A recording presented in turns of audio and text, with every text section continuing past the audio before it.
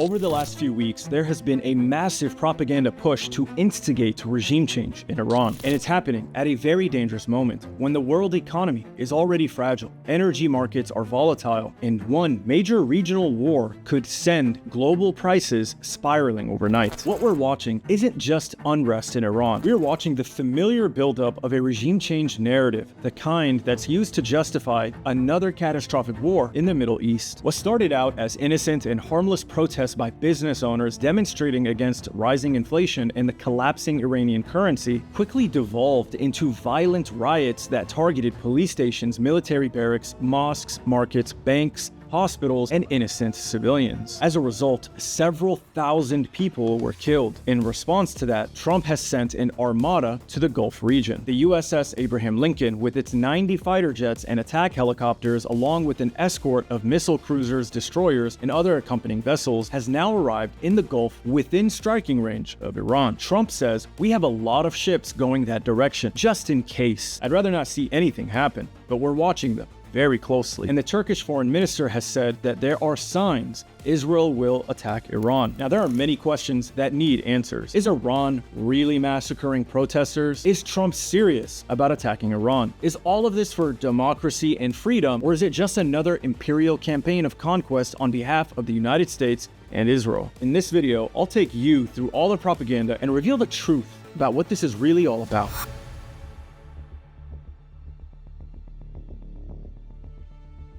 On January 2nd, Trump tweeted a threat to Iran demanding that they don't kill any protesters. Quote, "If Iran shoots and violently kills peaceful protesters, which is their custom, the United States of America will come to their rescue. We are locked and loaded and ready to go. Thank you for your attention to this matter. President Donald J. Trump." This tweet revealed everything you need to know about the situation in Iran. I'll summarize it for you by reading one of my tweets that I posted to Propaganda & Co. on X. I've said this already, but this is why the Mossad-backed rioters have been so violent. They want to manufacture a narrative that triggers mass protests. Why? To justify aggressive involvement by the US and Israel. This is why Trump keeps posting about being with the protesters. They need people to die so they can make their move. They invented a red line, and they are manufacturing the crossing of it to create a pretext to flood Iran with weapons. They need proxies on the ground to do the fighting, because the only alternative is a direct war, and they are finding it incredibly difficult to justify that war to the American public. The violent riots by the Mossad-backed provocateurs and the government crackdown that followed produced over 3,000 casualties. In response, millions of Iranians poured into the streets and demonstrated in support of the government. It became clear that the Mossad plan to instigate regime change from within had failed, but that hasn't stopped Western media from spreading absurd lies about the riots. This entire spectacle was a Zionist regime change operation designed to justify another war in the Middle East. Just take a look at this headline: "Worst daily massacre since the Holocaust. 24 hours of hell in Iran, over 16,000 killed." It's a bold claim, and it isn't the only one. There are over 77 reports from media platforms pushing inflated casualty figures in Iran.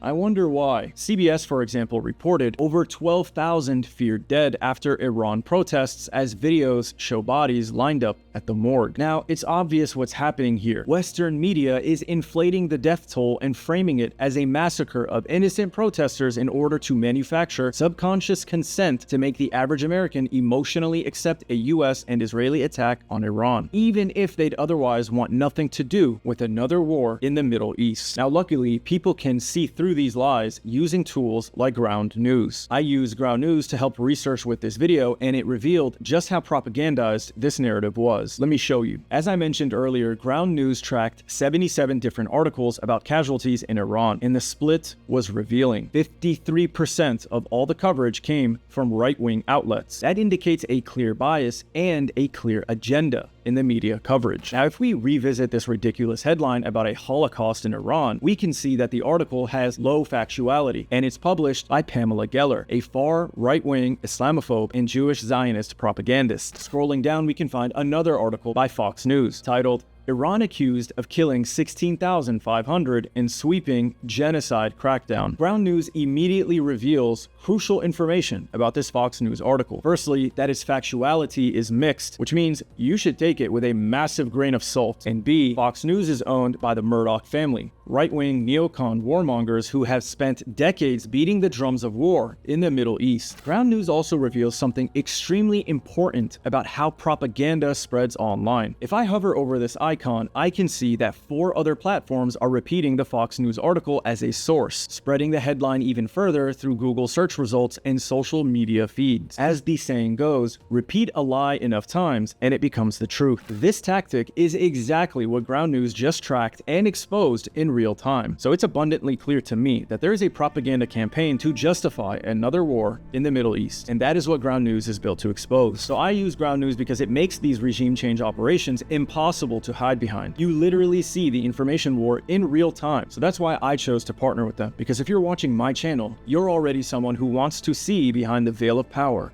and propaganda. So if you actually want to see through the information war, go to groundnews.com/prop or scan the QR code on screen. You'll get 40% off the Vantage plan, unlimited access, and it directly supports my work. The link is in the description of this video, and it's also the pinned comment. Now, to understand how these protests started and how they eventually became a platform for Mossad-backed agents to engage in destabilizing riots in Iran, you first need to understand just how bad the Iranian economy has become. On December 26th, 2025, an Al Jazeera headline read, quote, "Iran's government budget reveals tough road ahead as currency hits new low. Prices of basic items like food are only expected to grow over the coming months as Iranians get poorer." 2 days later, Iranian business owners, trade unions, and the merchant class carried out mass demonstrations against rising inflation and the cost of living. Now, the economics of it all is complicated, but the explanation is actually quite simple. US sanctions have devastated the Iranian economy. In 2012, Iran's GDP was $644 billion. In 2025, Iran's GDP was only $350 billion. That is more than a 45% collapse in gross domestic product. Now, taking a quick look at this chart, you can track the changes in Iran's GDP over time. Warmongering neocons and Zionists were pressuring Barack Obama to go to war with Iran over its nuclear program. With the trauma of the Iraq and Afghanistan wars still fresh in the minds of everyday Americans, Obama knew he couldn't do that. So he decided to use another weapon of war: sanctions. In just 1 year, from 2012 to 2013, Iran's GDP plummeted by over $140 billion. This pressured Iran to engage in negotiations with the United States and other Western countries over its nuclear program. The negotiations began in 2013 and were called the Joint Comprehensive Plan of Action, otherwise known as the JCPOA. For 2 years, Iranian diplomats negotiated to scale back their nuclear program in exchange for sanctions relief. But all throughout the negotiations, Obama maintained the sanctions on Iran. So by 2015, Iran's GDP had shrunk another $90 billion. That same year, Iran and the US agreed to the JCPOA, much to the chagrin of the Zionists who wanted America to go to war and destroy the Islamic Republic instead. Benjamin Netanyahu humiliated Obama by flying to the US and speaking before Congress in an attempt to encourage lawmakers to sabotage the agreement. The deal went through anyway, and while the US didn't lift all the sanctions, they did ease some of them against Iran. As a result, in 2016, Iran's GDP increased by $50 billion. In 2017, Iran's GDP increased another $30 billion. But this progress was short-lived. Donald Trump defeated Hillary Clinton and became president of the United States. In May of 2018, Trump withdrew from the JCPOA at the behest of his Zionist masters and re-intensified sanctions against Iran. By the end of Trump's term in 2020, Iran's GDP had plummeted to just $260 billion. When Joe Biden came to office, he did not re-implement the JCPOA that his former partner Obama had negotiated. Instead, he reopened indirect negotiations to revisit the JCPOA and maintain sanctions where they were, neither raising nor reducing them. This gave Iran an opportunity to adapt to the sanctions, which helped them to increase their GDP to $435 billion by the end of the Biden administration in 2024. Then Trump returned to office and immediately intensified the sanctions again. His Treasury Secretary Scott Bessent announced U.S. sanctions would slash Iran's oil exports by 90%. In the first year of Trump's administration, Iran's GDP dropped by over $100 billion, back to just $350 billion. These sanctions have ravaged the Iranian economy. Just listen to Scott Bessent talk about the impact of these sanctions today. there are Treasury sanctions. And if you look at a speech that I gave at the Economic Club of New York last March, I said that I believe the Iranian currency was on the verge of collapse, that if I were an Iranian citizen, I would take my money out. President Trump ordered Treasury and our OFAC division, Office of Foreign Asset Control, to put maximum pressure on Iran, and it's worked because in December, their economy collapsed. We saw a major bank go under. The central bank has started to print money. There is a dollar shortage. They are not able to get imports, and this is why the people took to the street. So this is economic statecraft. No shots fired. Things are moving in a very positive way here.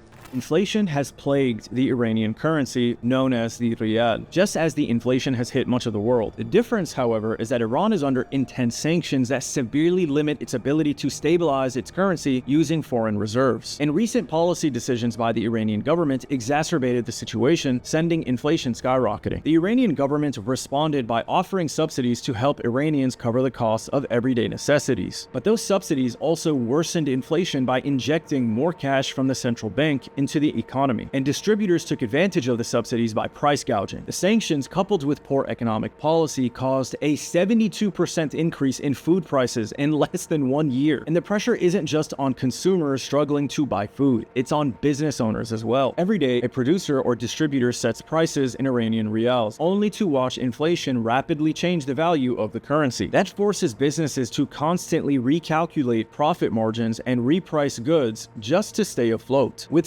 sanctions crushing the currency and inflation rising almost daily, it has become nearly impossible to conduct business. And that is what prompted business owners to unite and take to the streets, demanding that the government properly address the crisis. The protests were very large, peaceful, and organized. The business owners weren't demanding the fall of the government. They simply wanted this crisis addressed. The Iranian government responded immediately by replacing the head of the central bank and coordinating government policy to reduce inflation. Within just 2 days, Iran's president announced plans to accommodate the protesters' demands and serve the needs of the people, agreeing to implement 4 decisions to support merchants, shopkeepers, and unions. Now, this should have been the end of the protests, but in the midst of these demonstrations, agent provocateurs began infiltrating the protests, demanding the collapse of the government and urging others to engage in violence with them. Just take a look at this clip. An undercover rioter pretending to be a shopkeeper was confronted by peaceful protesters after he tried urging them to riot. They questioned him about the business he supposedly owned to see if he was a legitimate protester. When he couldn't answer basic questions, they tossed him out of the protests. And in this video, student protests were hijacked by 3 anti-government provocateurs who tried leading chants against the government. Students responded, however, by drowning them out with their own pro-government chants and waved the nation's flag instead. There are many videos like this from the early days of the protests showing that most demonstrators were uninterested in regime change and were only focused on inflation and consumer prices. But that didn't stop Western media and politicians from weaponizing the narrative. Right-wing platform and influencer accounts like Visegrad began posting AI slop and outright fabrications to paint the picture of a massive uprising against the government. In this video, they used footage of normal everyday activity in Iran and dubbed fake audio over it to make it appear as if it were an anti-government protest. And here, the Israeli government digitally altered a video of police supposedly blasting a protester with a water cannon. In reality, however, the police lowered the water cannon and never touched the protester. And in this side-by-side, you can see a protest with fake dubbed audio of chants against the government calling for the return of the Shah. In the real video, however, there were no such chants. The entire Zionist propaganda network began amplifying lies advocating for regime change in Iran. But that wasn't the end of it. These agent provocateurs abandoned the shopkeeper protests during the day and began their own series of riots at night. They assaulted police officers, burned them alive, and beat them to death. They set fire to mosques, hospitals, markets, banks, and police stations. This is when the Iranian government began its crackdown. Several rioters were arrested and interrogated. It became clear that they had been instigated and directed by Mossad-linked operations. In this clip, you can see a Mossad agent giving explicit instructions to rioters on how to make Molotov cocktails, what to target, and how to handle police if arrested. Other interrogations revealed that Mossad agents used Instagram program to contact young, poor, naive Iranians and offered them money to carry out attacks on the government and society at large. In another interrogation, a captured rioter said he was instructed by Mossad, quote, "If you can form a 6-person team, that would be very good, and you can command them yourself." He said their goal was to engage in project killing, so people would be affected and say, "They killed so-and-so,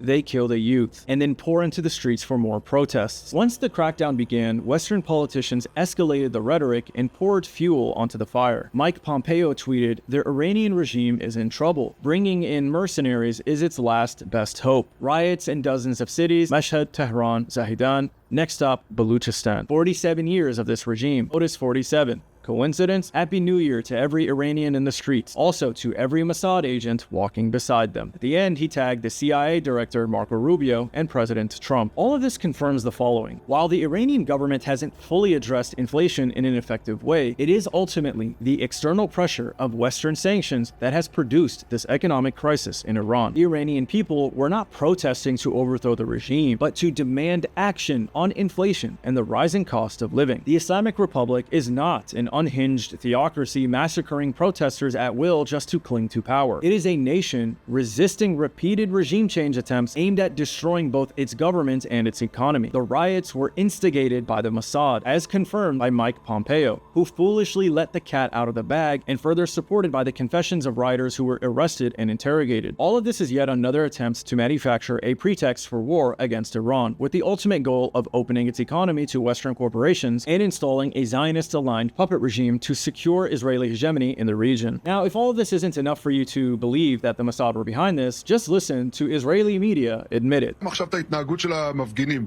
מצד אחד אני רואה המון תעוזה, אני רואה שהם גם מאוד ממודרים, גם החומר יוצא יפה החוצה, זאת אומרת שהם קיבלו הדרכה. כנראה שיש פה הדרכה, אין מצב שזה טבעי, נטו לבד, וזה בסדר וזה לא פסול.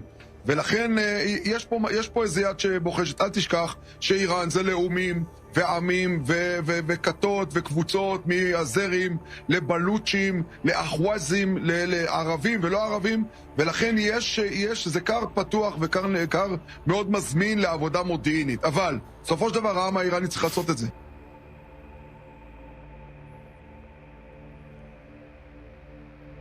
Now, in response to this regime change operation, Iran completely severed internet access. They did this for several reasons. Firstly, they wanted to cut off communication between the Mossad and their operatives on the ground. The moment the internet was shut down, the riots began to die down, further indicating that the Mossad was orchestrating much of this unrest behind the scenes. Secondly, they needed to prevent ordinary Iranians from developing the perception that the government was on the verge of collapse. There was a consistent theme echoed in Mike Pompeo's tweet and repeated by nearly every propagandist engaged in this information war against Iran. Quote, "The Iranian regime is in trouble. For security forces to maintain order and for society at large to resist external regime change operations, people must believe the attack against them will fail. Sometimes all it takes for a government to collapse is for the population to stop believing in its ability to govern and maintain order. It doesn't matter whether that perception is objectively true. What matters is belief. By digitally altering images, dubbing audio, and spreading false claims about Holocaust, genocides, and imminent collapse, Western forces were trying to convince Iranians that resisting was pointless and that surrender was inevitable. Iran cut the internet to prevent that false perception from spreading across the country. Geopolitical analyst Brian Berletic recently produced a video arguing that protecting your information space is just as important as defending your airspace or your economy. Quote, "Iran, a nation with significant conventional military power, has been undermined and weakened because of its delay in securing its information space, and thus political space sufficiently from foreign interference. And while it has acted decisively in recent weeks and appears to have prepared at least months in advance, only time will tell if it is just in time or still too late." It seems Iran now understands the importance of this because it no longer hesitates to cut the internet during times of conflict. But Iran went beyond simply shutting down the internet. It appears that both Iran and the Mossad had anticipated the blackout. The Mossad responded by flooding thousands of Starlink receivers into Iran so its agents could still access the internet through Elon Musk's satellite system. Iran appears to have anticipated this move and jammed the Starlink connection. Now, it's unclear exactly how they did it, but there is speculation that China may have assisted. A JFeed article wrote, quote, Breaking the myth of unblockable satellite internet, Tehran utilizes synchronized ground jammers to blind 40,000 terminals, effectively turning the country into a laboratory for Beijing's future war over Taiwan. With virtually all connection to the outside world severed, Iran was able to cut off communication between the Mossad and its agents, and bring the regime change operation to an end. Once it became clear that this plan had failed, Trump tweeted that he had decided not to attack Iran because they had decided not to hang the protesters. I greatly respect the fact that all scheduled hangings, which were to take place yesterday, over 800 of them, have been canceled by the leadership of Iran. Thank you, Trump wrote on his Truth Social network. Now, he tweeted this because he knew that the operation had failed, so it wasn't a good idea to get further involved because Trump is looking for an easy win,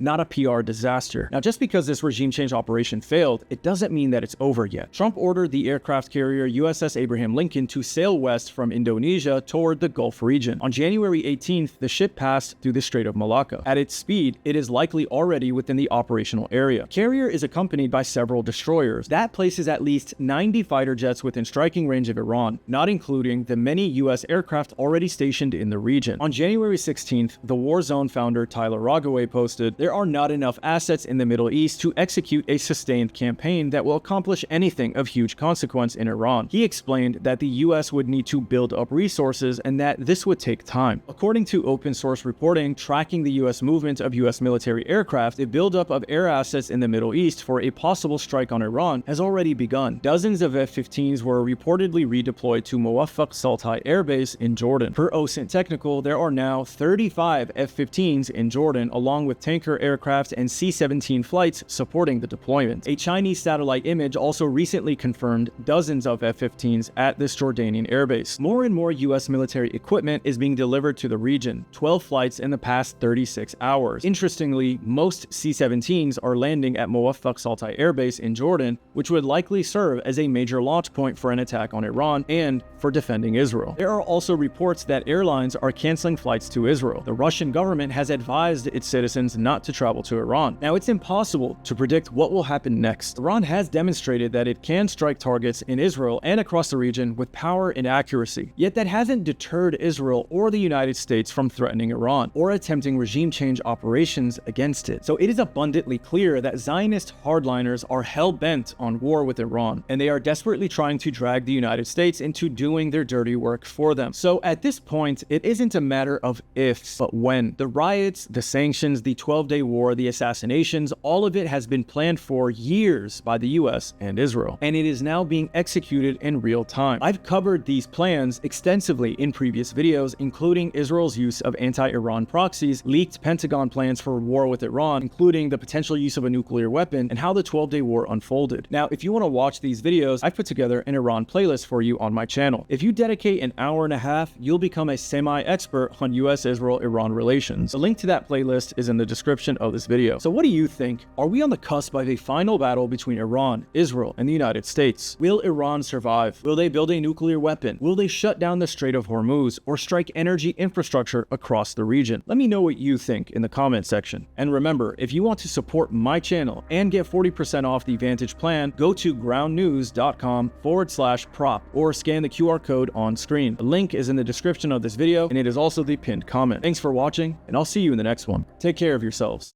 Trust nothing.